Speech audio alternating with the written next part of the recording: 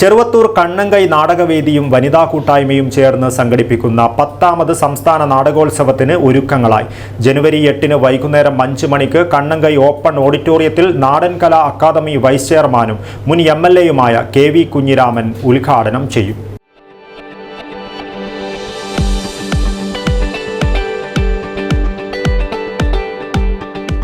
കരുതലിന്റെ കാവൽ ഇനി ഇവിടെ.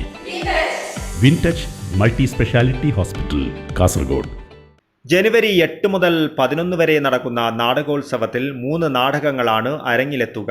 ജനുവരി 8 രാത്രി 7:30 വള്ളുവനാട് നാഥം കമ്മ്യൂണിക്കേഷൻസിന്റെ കാഴ്ച ബംഗ്ലാവ് നാടകം. 2ാം ദിനം അമ്പലപ്പുഴ സാരഥിയുടെ നവജാത ശിശു വയസ്സ് 84.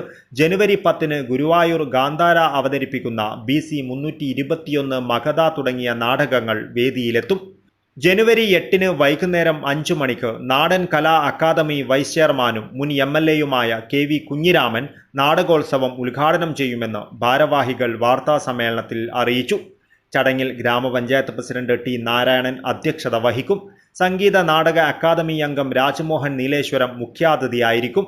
വിവിധ മേഖലകളിൽ കഴിവ് തെളിയിച്ചവർക്കുള്ള ഉപഹാര സമർപ്പണം DYSP CK സുനിൽകുമാർ നിർവഹിക്കും. 5:30 കണ്ണങ്കൈ നാടക വനിതാവേദി കൂട്ടായ്മയുടെ നേതൃത്വത്തിൽ ഇരട്ട രാമായണ ചുവടുകളുടെ വിസ്മയ കാഴ്ചയൊരുക്കി പ്രദീപൻ തുരുത്തി പരിശീലിപ്പിച്ച വനിതാ പൂരക്കളി അരങ്ങേറ്റം നടക്കും.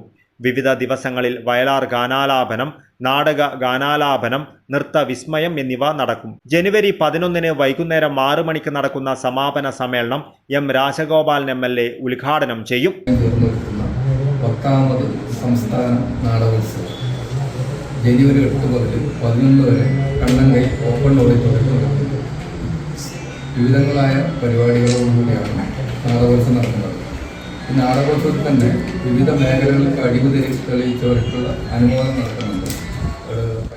വാർത്താ സമ്മേളനത്തിൽ നാടകവേദി president Kannankai Kunhiraman, secretary M Rakesh, വനിതാ കൂട്ടായ്മ president Seema Krishnan, secretary Ramya Priyesh, treasurer Shobha Krishnan എന്നിവർ പങ്കെടുത്തു. News bureau, Cheruvathur.